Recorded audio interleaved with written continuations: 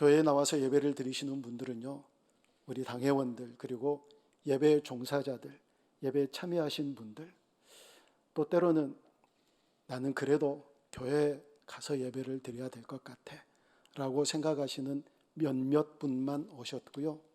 모두 다 지금 대부분 가정에서 예배를 드리고 계시는 줄 믿습니다. 가정에서도 여기가 교회다 라고 그렇게 생각하고 하나님께서 받으시기에 기뻐하시는 그런 자세로 예배 잘 드리실 수 있기를 기대합니다. 그렇게 드리실 거지요? 그렇게 드려주시기를 바랍니다. 아주 오래전 30년이 넘은 이야기입니다. 그때 오천석 씨라고 하는 전 문교부 장관이라는 분이 계셨는데요. 이분이 노란 손수건이라고 하는 책을 지었어요.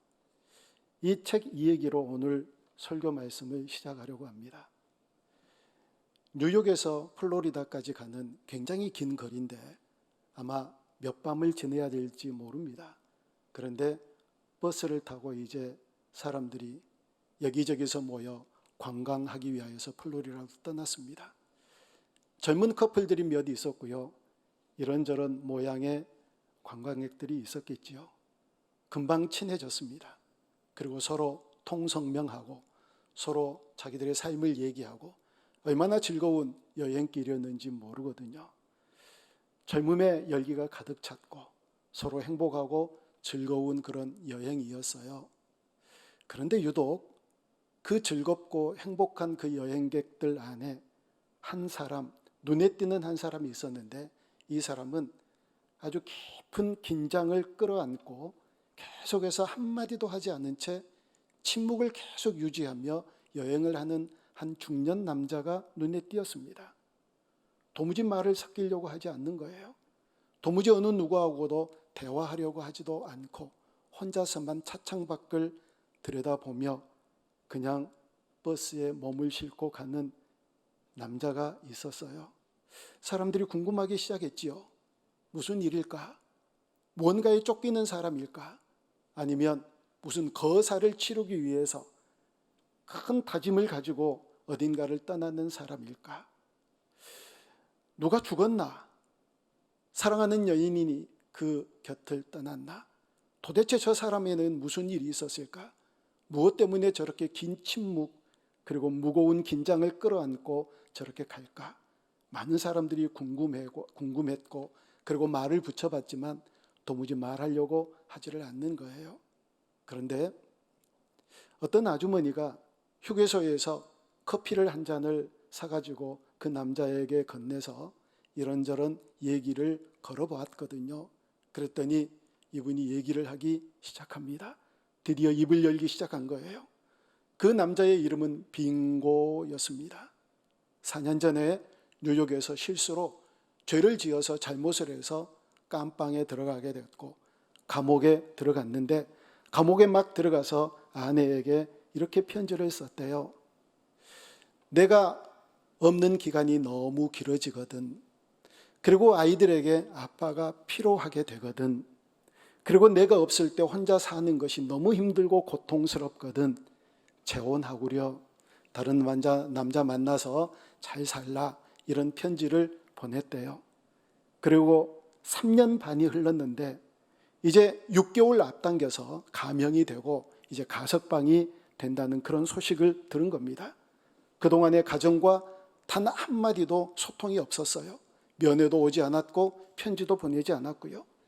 이제 6개월 먼저 집에 들어가기 전에 이 빙고가 다시 두 번째 아내에게 편지를 쓴 거예요. 내가 6개월 먼저 나오게 됐어. 내가 이제 집으로 가려고 그러는데 만일 당신이 우리의 자녀들과 함께 나를 용서할 마음이 있거든. 내가 내리는 그 버스 정류장 그 옆에 참나무가 있는데 그 참나무에다가 노란 손수건 하나를 걸어주구려. 만약에 나를 용서했다면 손수건을 걸어주고 용서하지 않았다면 손수건 걸어주지 않으면 나는 그냥 지나갈 겁니다. 이렇게 마지막 편지를 보냈다는 거예요. 이 얘기를 버스 안에 탄 사람들이 모두 다 듣습니다. 자, 여러분, 버스 안에 탄 사람들이 어떤 생각을 갖게 될까요? 모두 다 이제 관심이 한 군데로 집중되기 시작했습니다. 참나무에 과연 노란 손수건이 달려 있을까, 달려 있지 않을까?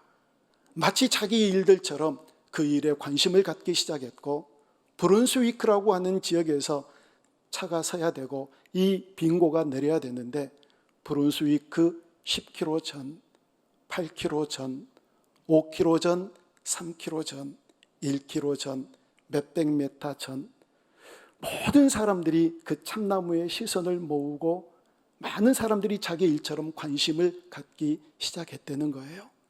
빈곤은 그저 덤덤하게 창밖을 넋 잃은 사람처럼 쳐다보고만 있었습니다. 그때 갑자기 버스 안에서 환호성이 터졌습니다. 와! 그 참나무에 노란 손수건 하나가 걸려져 있는 게 아니라 수백 장의 노란 손수건이 걸려져 있었어요. 그래서 모든 버스 안에 있는 승객들이 환호를 지른 거예요. 와! 감격스럽지 않습니까? 저는 그 책을 생각할 때마다 눈물이 났거든요. 30년이 넘도록 읽었던 책이었는데 지금도 분명하게 생각이 납니다. 이 얘기가요. 어떤 게 더 감격인가? 그 참나무에 많은 노란 수건이 달려있는 것이 감격이 아니라 그 아내가 노란 손수건을 달아놓았을 때 그 마음이요. 여러분, 한 장의 노란 손수건을 달아달라고 얘기했는데 왜 그렇게 수백 장의 노란 손수건을 달아놓았을까요? 아마 이러지 않았을까요?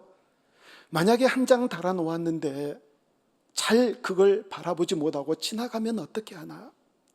지나가면 혹시 잠깐 한눈을 팔다가 지나가거나 잠깐 졸다가 지나가거나 그러면 어떻게 하나? 아니, 노란 손수건 하나 걸어놨는데 이게 바람에 불어서 날아가거나 어느 누군가가 웬 나무에 손수건이 걸려져 있네, 보기 싫네 하면서 그걸 떼버리면 어떻게 하나? 우리가 분명히 용서했는데, 우리가 분명히 남편을, 아빠를 맞이할 준비가 되어 있는데 이건 못 보고 지나가면 어떻게 하나 하고 수백 장의 노란 손수건을 달아놓지 않았을까요? 아니면 또 이런 마음으로 달아놓지 않았을까요? 노란 손수건 한 장만큼 당신을 용서하고 당신을 용납한 것이 아니라 이렇게 많이, 이렇게 수백 장의 노란 손수건만큼이나 당신을 용서하고 당신을 받아들일 준비가 우리 가족은 다 되었습니다 라는 마음으로 노란 손수건을 달아놓지 않았겠느냐는 거예요. 모든 승객들이 그 노란 손수건을 바라보며 감격했고 눈물을 흘리며 한 마음으로 그를 축하해 주었습니다. 우리 하나님께서 우리를 그렇게 용서해 주셨거든요. 내가 너희들을 용서한 게 분명한데 모르면 어떻게 하나? 우리를 그 죄악 가운데서 건져주신 게 분명한데 그건 모르고 그냥 지나가면 어떻게 하나? 그걸 깨닫지 못한 채 주님 앞으로 다가오지 못하면 어떻게 하나? 수백 장의 노란 손수건이 달려있는 것만큼이 아니라 하나밖에 없는 독생자 예수 그리스도를 우리에게 주셔서 내가 너희들을 이렇게 용서했다. 내가 너희들을 이렇게 사랑한다. 그런 마음을 우리 주님께서 우리에게 주시지 않았겠느냐는 거예요.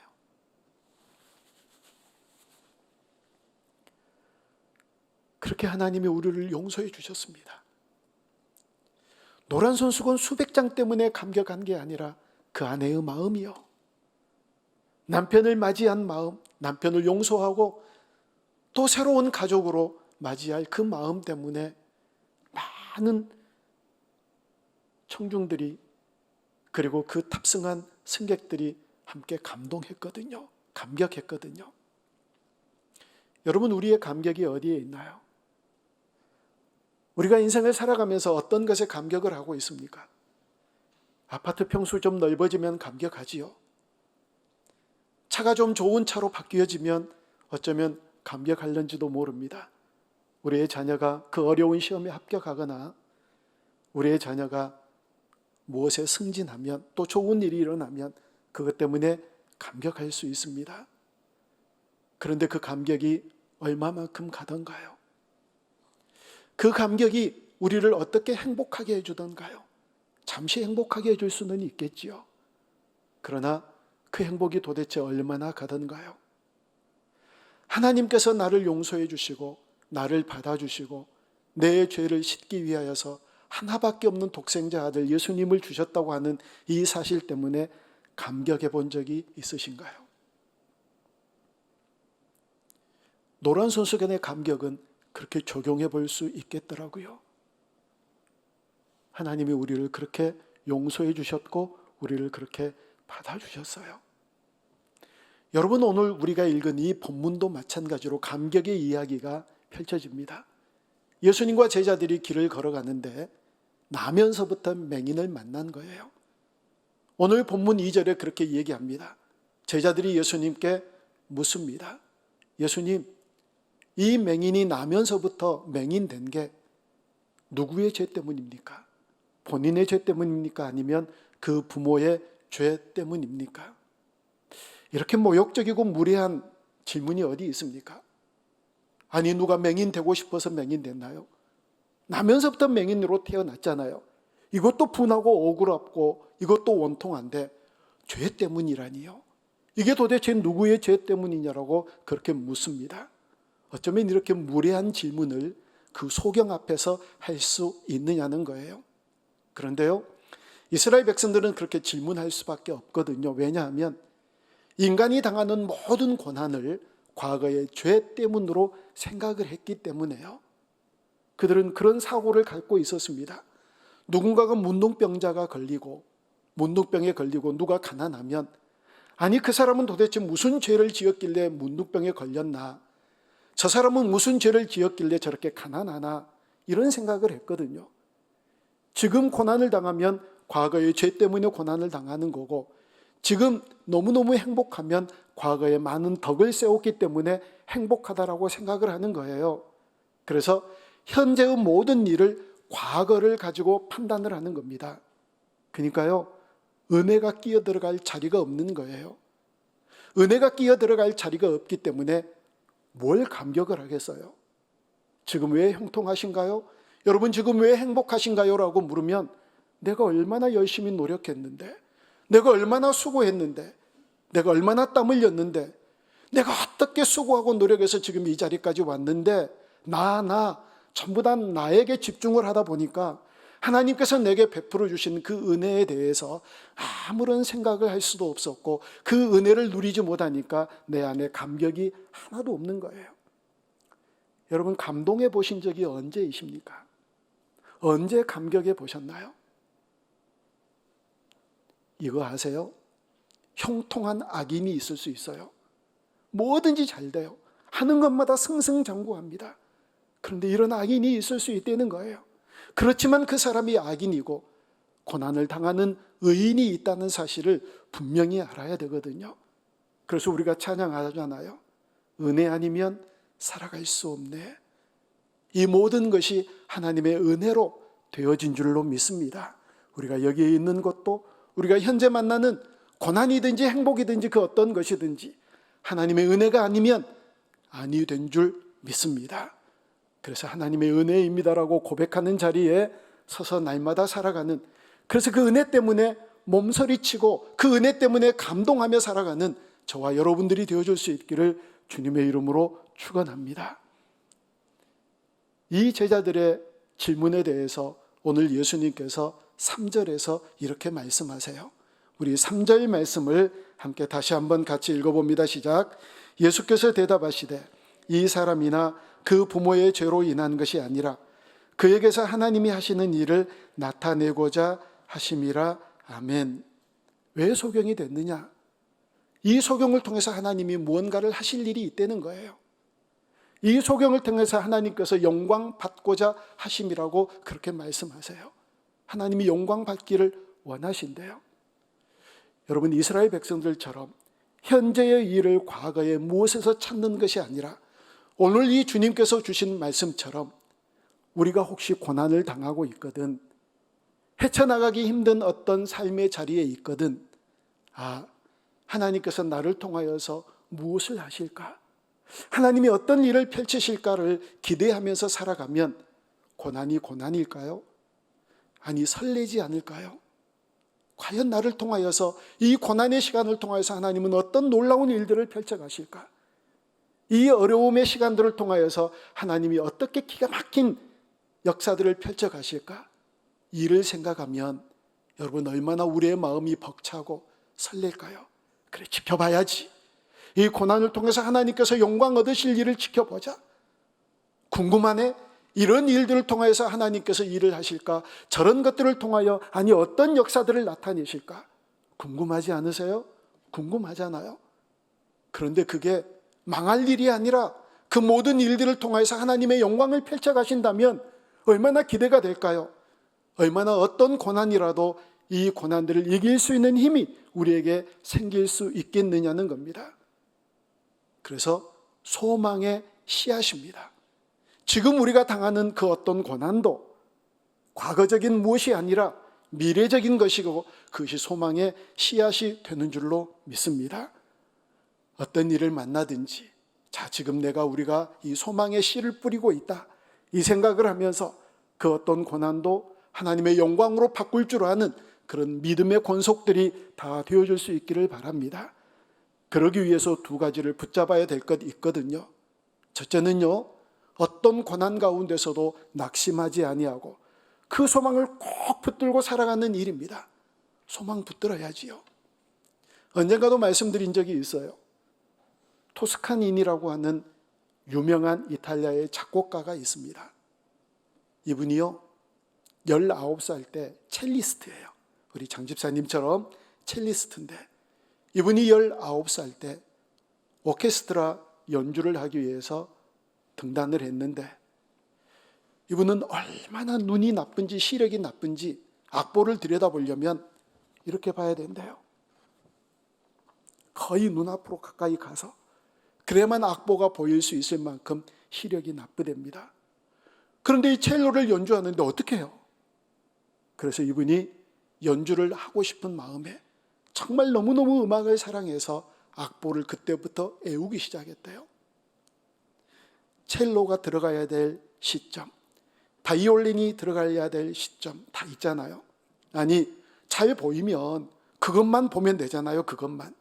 그런데 이분은 보이지를 않으니까 자기가 들어가야 될 그 시점, 그것만 애워야 되는 게 아니라 악보 전체를 애워야 되는 거예요. 악보 전체를 외워야만 내가 어디에 들어가니, 내가 어디에 들어갈까, 그 시점을 알잖아요. 그래서 눈이 너무 나빠서 이 토스카니니는 계속해서 악보를 외우기 시작했대요. 그래서 그날도 연주하기 위해서 무대에 등단을 했는데 앞불사 지휘자가요, 폭우가 너무 세게 몰아쳐서 시간 안에 도착을 하지를 못하는 거예요.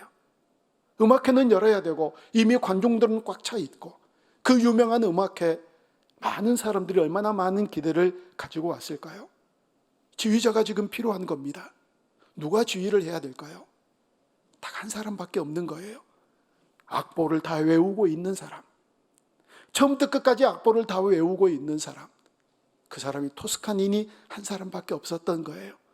그가 나와서 지휘를 했는데 다 외우고 있기 때문에 그 마음 가지고 있는, 그 마음 가득히 가지고 있는 그 시상으로 그 음악성을 가지고 연주를 하기 시작했고 많은 사람들이 기립박수를 하고 그때부터 알려져서 전 세계를 아우르는, 이 파시즘으로 그 다른 나라 사람들을, 그 작곡가를 맞아들이지 못하는 이탈리아와 독일을 제외하고 모든 나라에 불려다니면서 초청받으면서 지휘하는 유명한 지휘자가 됐다는 거예요. 낙심하지 않았거든요. 눈이 나쁘고 시력이 나쁘다고 낙심하지 않고 그가 할 수 있는 하나님께서 주신 그 애우는 것, 이 달란트를 가지고 그가 끝까지 지휘를, 악보를 애웠기 때문에 기회가 그에게 찾아왔고 그는 유명한 세계적인 지휘자가 됐다는 겁니다. 여러분, 어떤 것도, 어떤 고난도 좌절하지 않고 낭망하지 않고 소망을 붙들고 있을 때 하나님께서 언제 우리에게 기회를 주실지 모르거든요. 하나님께서 언제 그 소망의 씨가 아름답게 열매 맺게 하실지 모르거든요.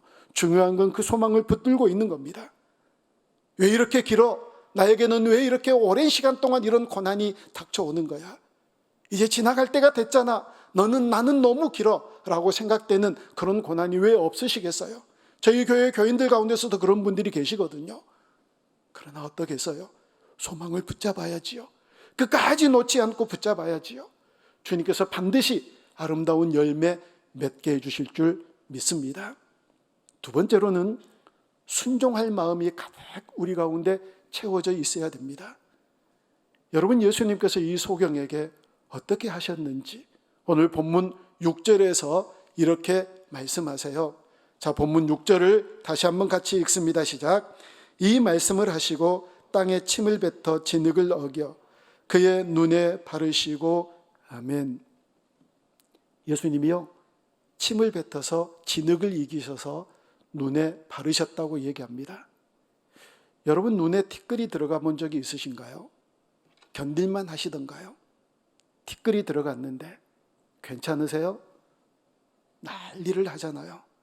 티끌 하나만 들어가도 잘 보이지 않는, 눈을 크게 뜨고 돋보기를 봐도 돋보기로 들여다봐도 잘 보이지 않는 이 티끌 하나만 들어가도 너무너무 힘들고 어려운데 그 눈에다가 진흙을 발라버려요. 그리고 예수님께서 말씀하십니다. 실로암 가의 물에 가서 씻으라. 예, 얼마든지 갈 수 있죠. 얼마든지 가서 씻을 수 있죠. 눈 뜨고 있는 우리들은 그게 어렵지 않는 일이에요. 그런데 이 소경에게는 그 일이 쉬운 일이 아니거든요. 실로암 물에 가는 일도 쉽지 않고 거기까지 걸어가는 것도 당도하는 것도 쉽지 않는 일이에요. 이 소경에게는 모든 일이 다 어려운 거예요. 아니, 그리고 나면서부터 맹인이에요. 나면서부터. 그런데 이 주님께서 하신 말씀을 믿고 나아갔다. 이게 바로 순종이거든요. 그리고 바로 눈을 떴어요. 눈을 뜬 거예요. 여러분, 순종하는 자들에게 하나님은 놀라운 역사, 고난이라도 이길 수 있는 역사, 그리고 감격하며 인생을 살아갈 수 있는 역사와 은혜를 베풀어 주실 줄로 믿습니다. 이스라엘 백성들에게 여리고성을 돌라고 그랬을 때 이게 뭐 하는 짓이야? 이게 도대체 뭐 하는 짓이냐고. 그리고 돌지 않았다면 그들에게 역사가 일어나지 않았을 거예요. 그러나 끝까지 순종했잖아요. 하루 이틀도 아니고 7일 동안 돌면서 하나님 말씀에 순종했더니 금성철벽과 같은 여리고성이, 난공불락으로 여겨졌던 여리고성이 무너지잖아요. 끝까지 순종했으니까요. 나만 장군에게 물로 씻으라고 요단강 가에 7번 들락거리라고 했었을 때 그 지체 높은 장군이 그 뭐 하는 짓이에요? 사람들 웃음거리가 될 수 있잖아요. 그것도 확신도 없고 믿음도 없는데 이거 순종하기 쉽지 않거든요. 그런데 하인들이 순종하라고 그렇게 애썼을 때, 그렇게 소원했을 때 그 믿져봐야 본전 아닙니까? 한번 해보세요. 그리고 그 말에 순종했을 때 그 장군의 문둥병이 깨끗하게 나음받았거든요. 사랑하는 여러분, 순종할 때 역사가 일어나게 될 줄 믿습니다. 순종할 때요. 여러분, 이 소경의 이 얘기는 요한복음 9장 끝까지 계속되어집니다. 그리고 9장 31절부터 34절까지 이렇게 말씀하세요. 33절까지 우리 함께 보겠습니다. 읽지는 않았는데 9장 31절, 32절, 33절입니다. 시작. 하나님이 죄인의 말을 듣지 아니하시고 경건하여 그들의 뜻대로 행하는 자의 말은 들으시는 줄을 우리가 아나이다. 창세 이후로 맹인으로 난 자의 눈을 뜨게 하였다 함을 듣지 못하였으니. 아멘. 이 맹인이 이렇게 얘기하는 거예요. 어떻게 죄인의 기도를 들어주시겠느냐? 하나님은 경건한 자의 기도를 들어주시지 않겠느냐? 예수님 그분을 왜 죄인이라고 그렇게 취급하느냐? 죄악을 품고 기도하는 것 들어주시지 않겠다라고 주님 말씀하셨잖아요. 그 사실을 다 알잖아요, 이스라엘 백성들이. 그래서 바리새인들에게 얘기를 하는 겁니다. 너희들이 알고 있는 그 말씀에 의하면 죄인의 기도를 들어주시지 않는 것 아니냐? 경건하니까 경건하신 예수님의 기도를 들어준 것 아니겠느냐? 그리고 나면서부터 맹인된 자를 고쳤다는 얘기 들어본 적이 없다. 눈을 떴다는 얘기 들어본 적이 없다. 그러니 그분이 그리스도가 아니겠느냐라고 소경이 그렇게 얘기를 하는 겁니다. 자, 여러분, 이제 적용을 해봅니다. 소경이요, 어쩌면 예수님을 그리스도로 증거하는 것 때문에 불이익을 당할 수 있어요. 아니, 불이익 당해서요. 쫓겨났잖아요. 출교를 시켜버린 거예요. 쫓겨났어요. 그럼에도 불구하고 그는 끝까지, 아니, 이상하다. 그 사람들에게 그렇게 얘기를 해요. 9장 30절에 보면 이상하다. 어떻게 예수님을 믿지 않지? 어떻게 이분을 그리스도로 믿지 않나? 이상하다. 아니, 경건한 자이니까 하나님께서 들어주셔서 내 눈이 떠졌지 않았겠느냐? 한 번도 이런 기적이 없었는데 주님이 정말 주님이시기에 이런 기적이 나타났지 않았겠느냐? 그리고 그는 자기에게 일어난 그 놀라운 경험 때문에 감격하면서 우리 주님을 주님으로 고백했거든요. 이제 우리 그런 생각 들지요? 그렇지. 나도 내가 소경이었다가 눈을 떴으면 그렇게 감격할 수 있지. 내가 안진병이었다가 일어섰으면 나도 감격해서 우리 주님을 찬양할 수 있지. 내가 무엇이 됐다가 그런 기적을 만나면 나도 주님께 그렇게 감격하며 우리 주님을 선포할 수 있겠지. 그런 생각 혹시 마음 가운데 하고 계시지는 않나요? 근데 나는 기적이 없잖아. 나는 소경된 적이 되어보지 않았잖아. 안진병이 되어보지 않았잖아. 그래서 기적이 없어서 감격이 안 되시나요? 왜 기적이 없으세요? 여러분, 우리가 영적인 소경된 자였던 건 모르세요? 우리 소경이었어요. 수없이 많은 사람들에게 예수님의 이름이 다 알려졌지만 예수님 믿지 않는 사람들 많잖아요. 도무지 믿어지지 않지만 우리의 눈이 떠져서 예수님을 믿게 된 게, 여러분, 우리가 소경돼서 눈이 떠진 자인 줄로 믿습니다. 그런데 감격이 없다니요. 우리에게는 아무런 일이 일어나지 않았다니요. 우리에게는 어떤 기적도 일어나지 않았다니요. 아니에요. 우리에게 이미 기적이 일어나서 우리가 눈을 뜨고 예수님 믿게 된 줄로 믿습니다. 우리에게 나타난 이 기적 때문에 오늘도 그 예수님으로 인하여 감격하며 살아가야 될 존재가 바로 저와 여러분인 줄로 믿습니다. 이게 얼마나 놀라운 기적이냐고요. 세상에 어떻게 나 같은 사람을 용서해 주느냐고요. 노란 손수건 한 장이 아니라 수백 장을 걸어놓고 내가 너를 용서한다. 내가 너를 이만큼 용서한다. 한 장만큼이 아니라 그 수백 장만큼 너를 용서한다. 어떻게 나 같은 죄인을 그렇게 용서해 주셨느냐고요. 어떻게 나 같은 죄인을 그렇게 자녀 삼아 주셨느냐고요. 어떻게 감격하지 않을 수가 있느냐고요. 그것만 생각하면 감격이 되거든요. 세상이 어떻게 내 눈을 뜨게 하셨나? 세상이 어떻게 내 마음을 열어주셨나? 세상이 어떻게 나를 하나님이 자녀 삼아주셨나? 똑똑하고 괜찮은 사람 너무너무 많은데 세상에 어떻게 나 같은 존재를 그렇게 하나님의 자녀 삼아주셨나? 이보다 더 큰 기적이 어디 있는데요? 이보다 놀라운 역사가 어디 있는데요? 어떤 감격을 원하시나요? 어떤 기적을 더 바라시나요? 이게 가장 기적이고 이게 가장 놀라운 감격의 근거가 되어진 줄로 믿습니다. 날마다 감격하며 살아야 될 이유가 바로 여기에 있거든요. 우리 주님께서 나를 그렇게 용서해 주셨고 자녀 삼아 주셨기 때문에. 스데반이요, 그 감격으로 인하여 돌에 맞아 죽으면서 그렇게 죽기 전까지 죽도록 맞았으면서 마지막에 무릎을 꿇고 하나님께 기도하잖아요. 저들의 죄를 용서해 주십시오. 저들의 자기의 죄를 알지 못합니다. 보세요. 알지 못한 채 죽어가는 사람들 많이 있잖아요. 그런데 우리가 알게 되었으니 그 놀라운 깨달음 때문에 스데반은 감격하며 주님 앞에 기도하잖아요. 다윗은 하나님의 임재하심이 그 법궤가 돌아올 때 감격하며 기뻐 춤췄잖아요. 하나님의 임재를 누리지 못하시나요? 살아계신 하나님 날마다 우리와 함께 계시는데요. 그 임재를 누리며 살아갔던 다윗처럼 그 임재하심 때문에 날마다 감격하며 살아가는 저와 여러분들이 되어주실 수 있기를 바랍니다. 사도 바울, 예수님을 대적했던 자리에 있었던 그 바울, 찾아가서 그를 꺾으시고 만나주신 그 감격 때문에 인생 전체를 우리 주님께 바치잖아요. 그렇게 바치며 인생을 살아가잖아요. 무엇이 더 필요할까요? 우리의 죄를 용서하시고 우리를 자녀 삼아주신 이 놀라운 기적을 맛보았다면 날마다 감격하며 살아가야 되는 존재가 바로 저와 여러분들인 줄로 믿습니다. 내가 그리스도인 된 감격이 있으십니까? 어떠세요? 기적을 기다리시나요? 놀라운 역사를 기다리시나요? 아니요. 우리는 이미 기적 안에 있고 기적을 맛본 자인 줄로 믿습니다. 그리스도인 된 기적. 이보다 더 큰 기적은 없습니다, 여러분. 이보다 더 큰 기적은 없습니다.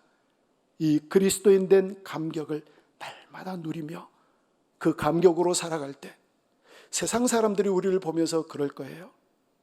저 인간은 뭐 때문에 저렇게 좋을까? 뭐 때문에 저렇게 감격스러울까? 알아보고 나서 그리스도인 된 것 때문에 감격한데 나도 한번 그리스도인 돼볼까? 그러지 않을까요? 그리스도인 된 이 감격을 놓지 않고 살아가는, 그래서 날마다 우리 안에 행복이 가득한 그런 복된 인생을 살아가는 우리 모두가 되어줄 수 있기를 주님의 이름으로 축복합니다. 기도합니다.